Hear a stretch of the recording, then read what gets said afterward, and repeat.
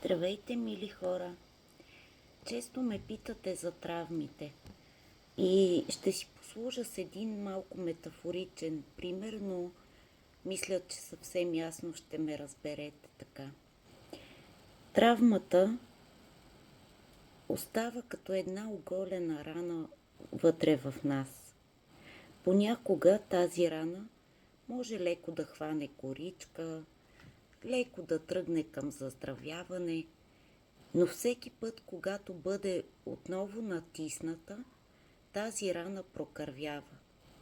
Понякога по-слабо, понякога по-силно, но тя остава и си работи в нас, докато травмата по един или друг начин не бъде преработена, не бъде терапевтирана и не хване не само коричка, но и заздравее напълно.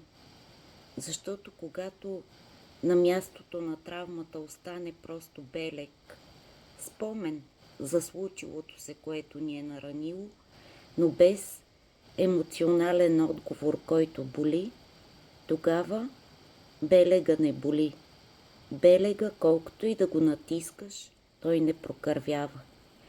Надявам се този пример да е бил достатъчно ясен като механизъм за това как работят травмите. Ако имате допълнителни въпроси, пишете ми на лично съобщение или във Viber, свържете се с мен. На разположение съм за всички вас и вярвам, че всеки, който е стигнал до мен, е моят човек, както и аз съм неговият човек. Ще се радвам да съм полезна и на теб. Не се притеснявай, пиши ми.